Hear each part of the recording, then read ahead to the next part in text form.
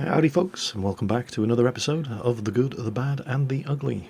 This is Adge 1099 in his E25. He's in a tier 8 game here on Abbey.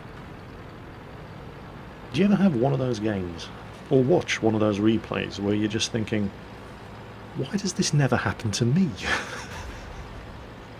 This is one of those games.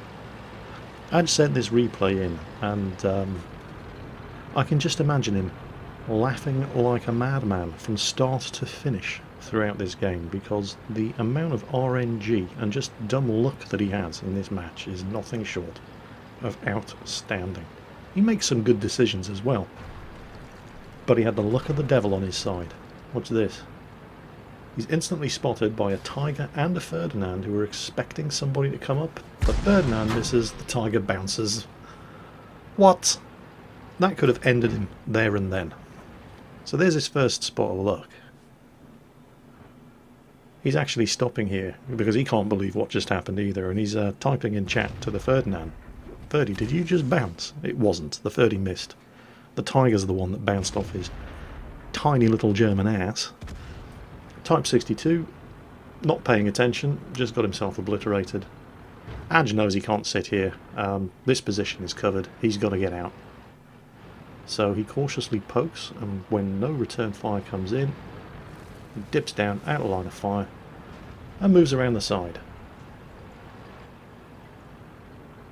Now things get a little bit quiet from here on in, and about 30 seconds go by before a comet comes looking for him.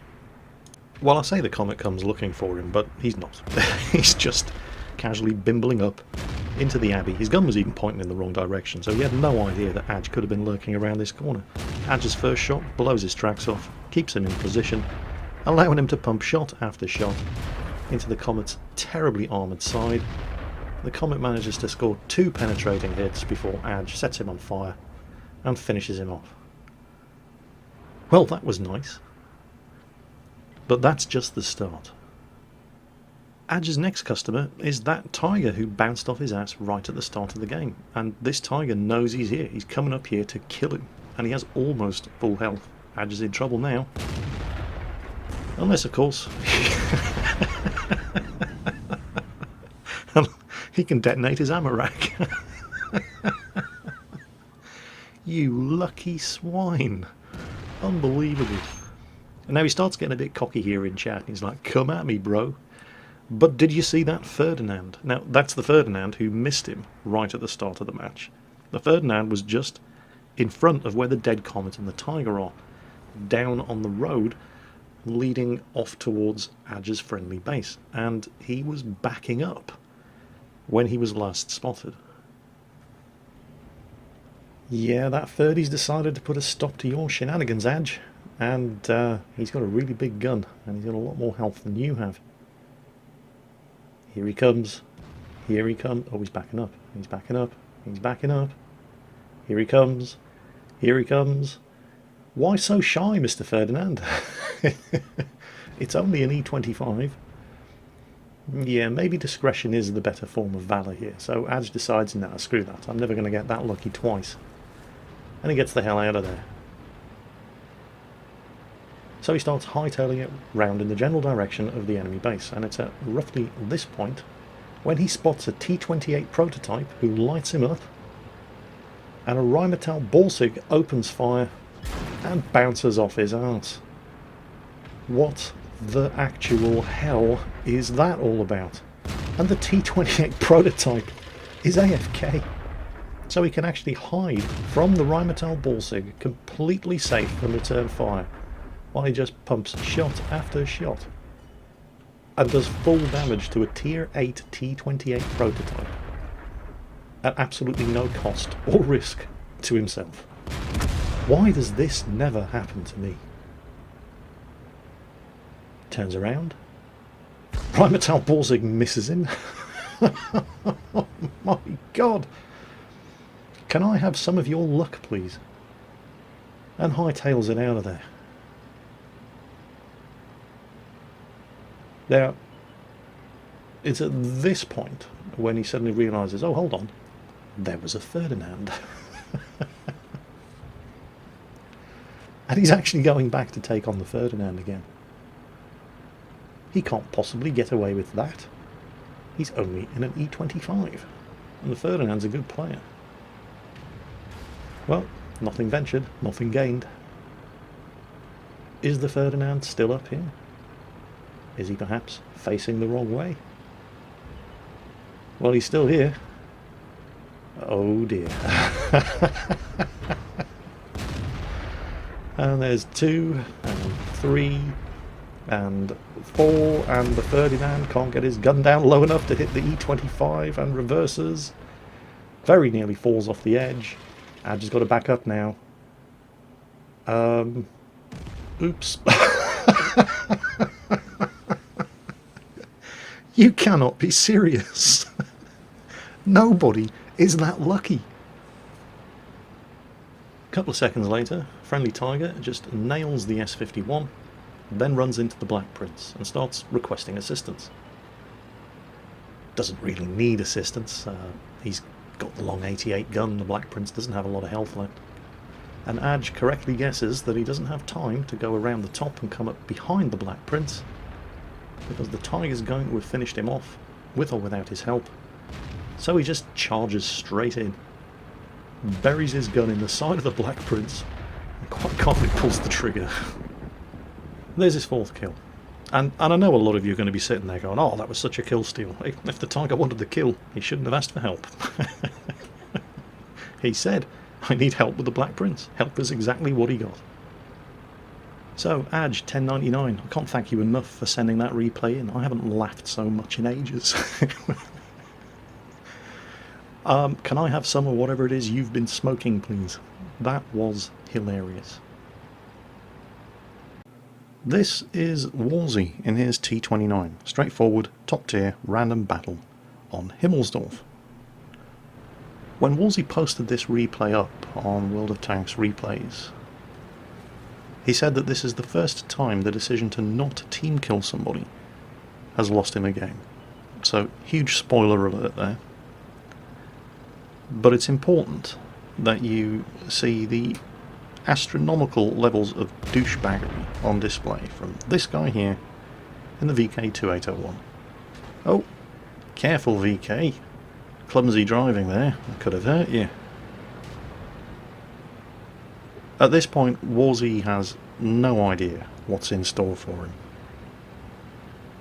He thinks he's fighting a 15 versus 15 random battle when he's actually fighting a 14 versus 16 random battle, and he's not allowed to shoot one of the enemies or he gets banned. He's set up to try side scraping on the corner against this Yak Panther, but most American heavies have such terrible side armour that you've got to be very careful how much of an angle you display, because they'll just penetrate your side anyway. And of course, matters aren't helped when friendly scout tank drivers in your team start pulling shit like this.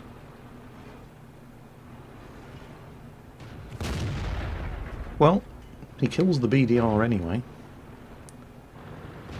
and the Yak Panther misses his second shot.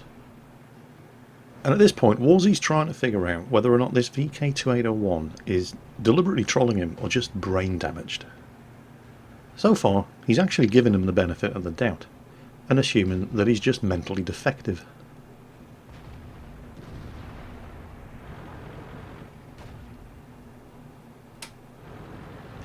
Decides he's going to go forward. He's going to get himself hull down here. Oh, Panzer 4H. And there. And this is a great spot for the T29. As long as your flank is secure, to the right, carefully plants that shot right in the Panzer 4H's drive wheel. He's not going to use a repair kit. He's got this kill. Hold down there, Yak Panther just bouncing shots off his gun mantlet and turret front. VK2801, leave him alone for the moment. Bounces another shot, and oh, a Lux as well. Well, the Yak Panther is now a one-shot kill, but this is when our little friend in the VK2801 turns up again. And what he does next might not be deliberately malicious. He could just be really, really stupid. Look at this. That's not necessarily deliberate malicious trolling. He's not necessarily deliberately blocking Wolsey. Now, I am fully aware that a lot of you out there at this point would have snapped and team killed this guy anyway, just to be on the safe side. He's either a deliberate menace to his team, or he is so incredibly bad that it amounts to the same thing. Either way, you don't want to be anywhere near a play like this. Wolsey is still actually giving this guy the benefit of the doubt, but it's at more or less this point when he finally realises that this guy is not actually brain damaged. He's just a wanker. Look at this. Blocks him as he comes around the corner. Tries to block him from retreating after he kills the Jagdpanther. Jumps in front of his gun so he can't take these other two enemy tanks under fire. Look at this. There is nothing accidental about this. Wolsey must have the patience of a saint. I would be amazed if there was anybody watching this video who would have been even slightly surprised if Wolsey hadn't team killed this guy by this point. Well, Wargaming would have blamed him and possibly banned his account, and that's why he doesn't do it.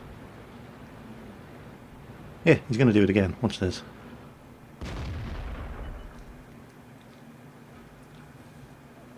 Now, whose finger might have slipped on the trigger at this stage? You could legitimately say, well, I was going for the Type 58.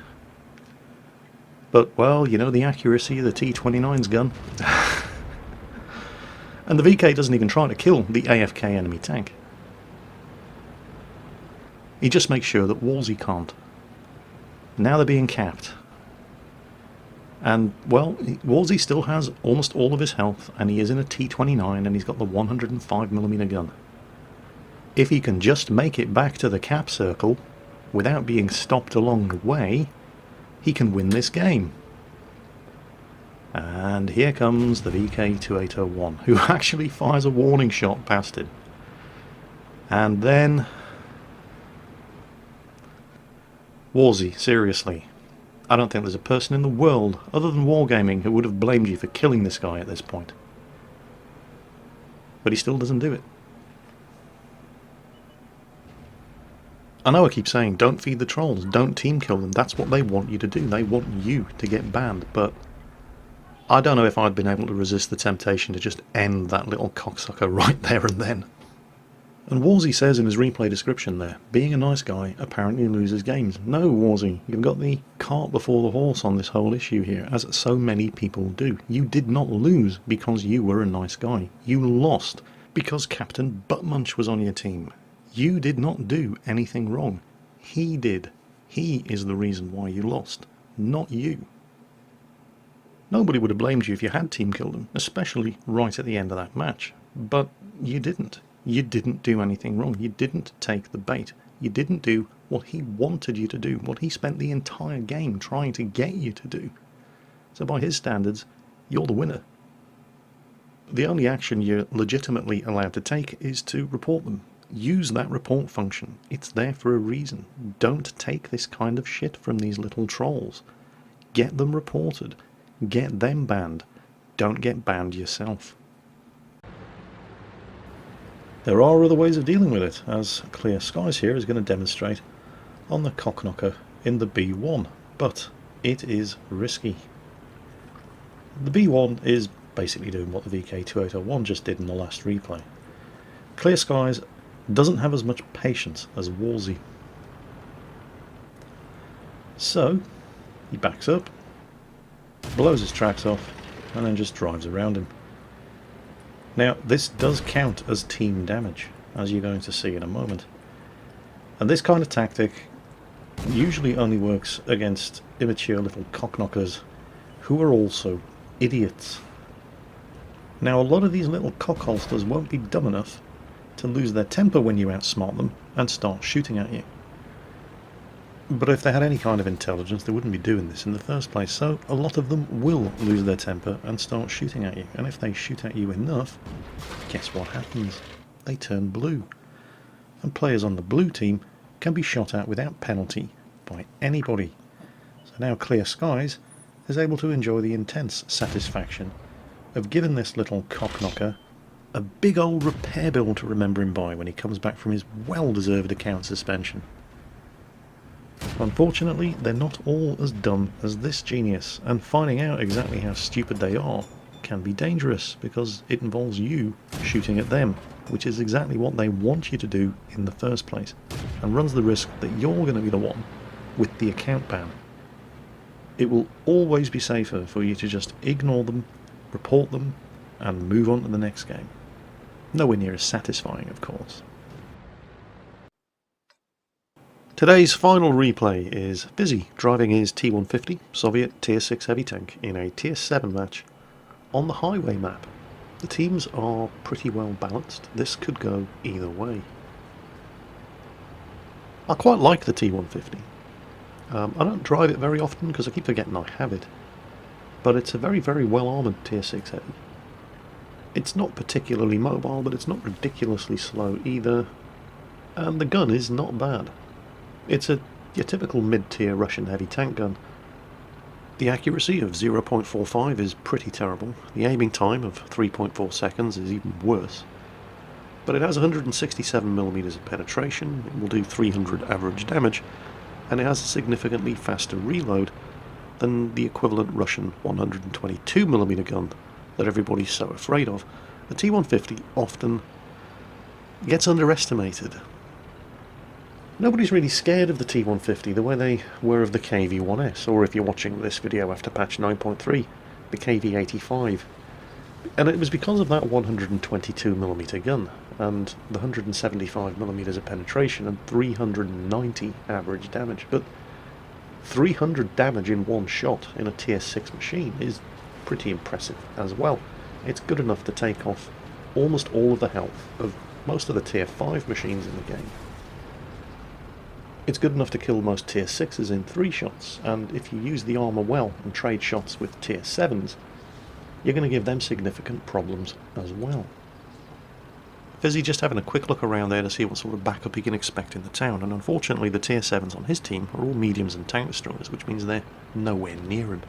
And that means that the Tier 6s, like Fizzy here in the T-150, and this guy with him in the M6, are going to have to bear the brunt of the fighting.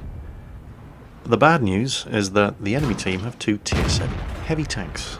The good news is that the one of them that's best at fighting in cities is all the way over in the middle of an open field on the west side of the map. But Fizzy does have the AMX M445 over here to deal with, and he does have a very, very nasty 90mm gun. And between that AMX M4 and that Jackson, Fizzy has now slightly less than half of his health left after taking only 2 hits. So he can't afford to just waste the rest of his health. What he wants to do on this corner is side scrape against the AMX M4. Hide the tank around the corner, keeping him safe from all those Tier 6s down the end of that road, and angle the armour against the AMX M4 and turn this into a one-on-one fight between him and the AMX. But if you're going to hog a corner like that, you need to time your moves very, very carefully so as not to get blocked by the person on the corner with you, like this M6. And so that's pretty much exactly what he does. And bingo! Suddenly, the AMX M4 isn't looking quite so clever. And then suddenly, a wild ELC appears. He sees the threat, angles his armour, ELC only blows his tracks off, and he's rewarded by a 90mm shot straight in the face from the M6. So that could have been significantly worse. Approaches the corner again, AMX M4 still out there.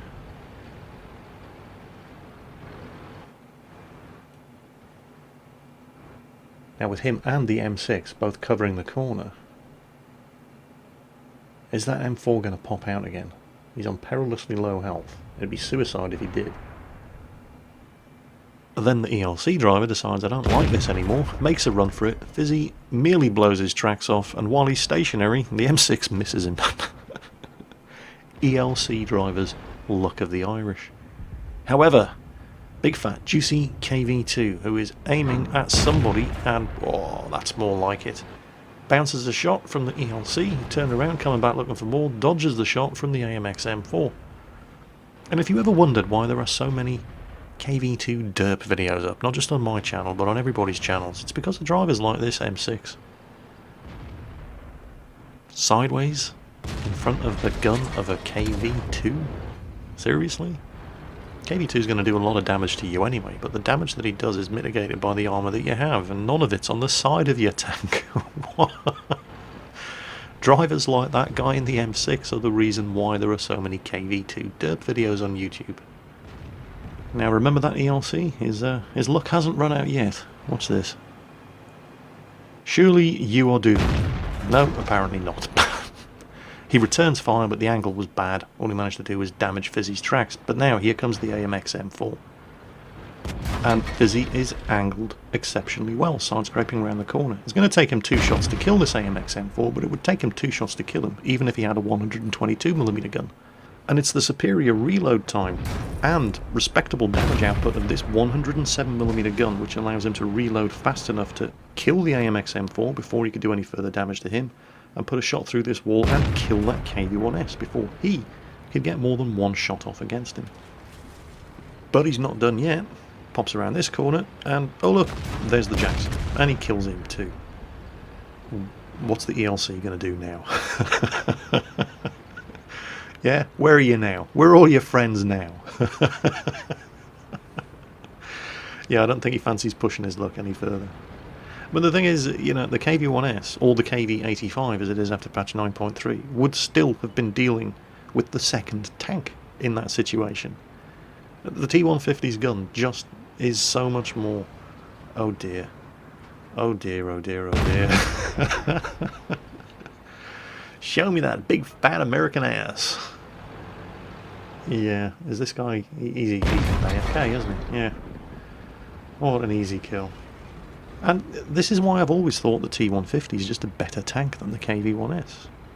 It doesn't command the same kind of fear and respect that the KV-1S does, but the KV-1S, and obviously this is prior to patch 9.3, the KV-1S as it exists in its current form, patch 9.2 and earlier, it's a one-trick pony. That 122mm gun is all that it has. You take that gun away and it's a very, very mediocre tank.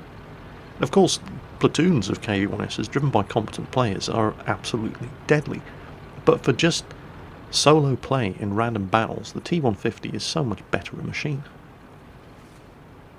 KV-1S has always been a bit of a bully of a tank. It just picks on tanks that are smaller than them, particularly tier 5 tank destroyers, most of whom the KV-1S is entirely capable of killing in one shot. The T-150 can't do that, but it can shrug off the tier 5 tank destroyers, return fire, and kill it with a second shot. And when a KV-1S gets outnumbered, it's usually screwed. It's not something that you can say of the T-150 because it's got the armour and the reload to be able to survive and beat the opposition if it's driven well and it gets itself into that kind of situation. Of course, people will always point to the KV-1S's other advantage over the T-150. It's significantly more mobile, but the T-150 isn't slow. Look at this.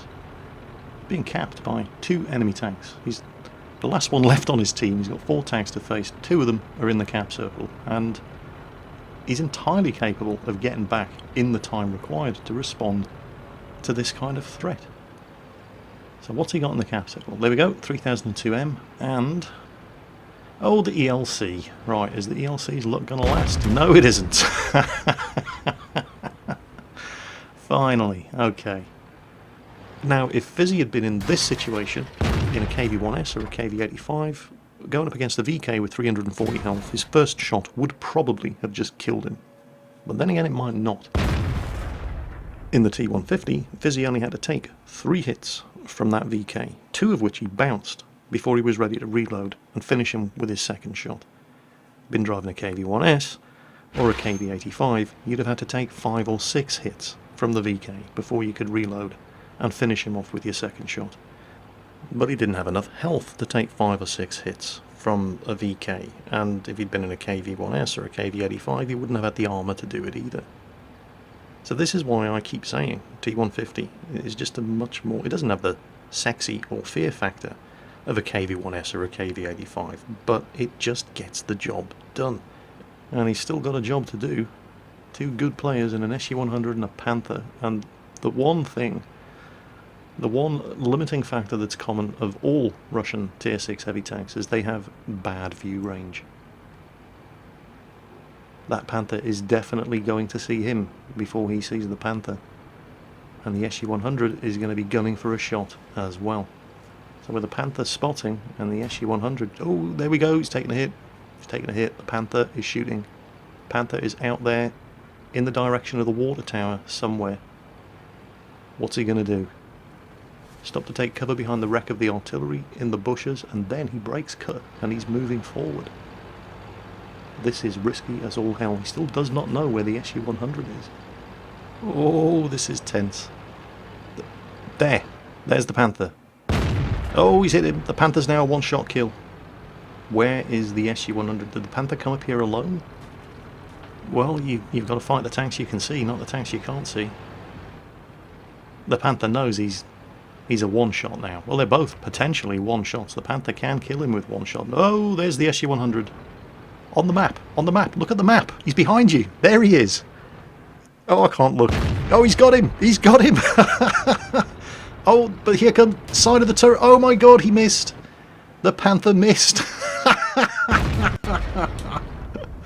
Wow. Whew. Yes, okay, well.